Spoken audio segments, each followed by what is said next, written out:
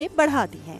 मवेशी मंडी के हवाले से मजीद भी खबरें शामिल करने से पहले आपको एक अहम खबर देते हैं। कराची से जिना अस्पताल में खातून की लाश छोड़कर फरार होने का ये केस है। मुल्जिम जिब्रान का 2 रोज का जिस्मानी रिमांड मंजूर कर लिया गया और उसको पुलिस के हवाले कर दिया गया। अदालत ने मुल्जिम को 30 जून को दोबारा अदालत में पेश करने का हुक्म दे दिया है। तफ्तीशी अफसर से आइंदा समाअत पर पेशरफ्त रिपोर्ट भी तलब कर ली गई है और मुल्जिम को सीसीटीवी से गिरफ्तार किया गया है। जमीन पर गिरी खातून की जान बचाना मेरा जुर्म बन गया।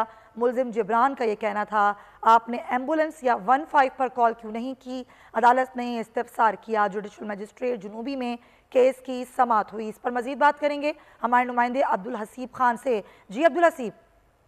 जी बिल्कुल, जिला अस्पताल में टिकटॉकर आयशा की लाश छोड़कर फरार होने का एक केस है, जिसमें पुलिस ने गिरफ्तार मुल्जिम जिब्रान उर्फ जेरी को जो है वो जो इमरजेंसी मजिस्ट्रेट थे, ड्यूटी मजिस्ट्रेट, उनके जो है रूबरू पेश किया। क्योंकि ईद की तातीलात का आगाज हो चुका है तो इस वक्त इसलिए जो है वो स्पेशल मजिस्ट्रेट की जो है रूबरू को पेश किया गया।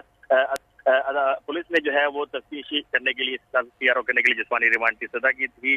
अदालत ने मुल्जिम जिब्रान से इस्तफसार किया कि क्या उन पर तशद्दुद किया, जिस पर उन्होंने जवाब दिया कि उन पर तशद्दुद नहीं किया गया। अदालत ने ये भी इस्तफसार किया जब ये वक़ूआ हुआ था तो आपने फौरी तौर पर एम्बुलेंस या 15 पर कॉल नहीं की, जिस पर मुल्जिम के वकील ने कहा कि मुल्जिम की शराफत उनके गले पड़ गई।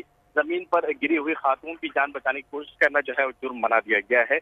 मुल्जिम जो है वो अनपढ़ था, इसी वजह से फौरी तौर पर वो सही तरह से रिस्पॉन्ड नहीं कर सका। अदालत ने मुल्जिम जिब्रान को 2 रोजा जिस्मानी रिमांड पर पुलिस के हवाले किया है और 30 जून को पुलिस को दोबारा जो है वो पेश करने का हुक्म दिया है। साथ ही तफ्तीशी अफसर से पेशरफ्त रिपोर्ट भी तलब की है। ठीक है अब्दुल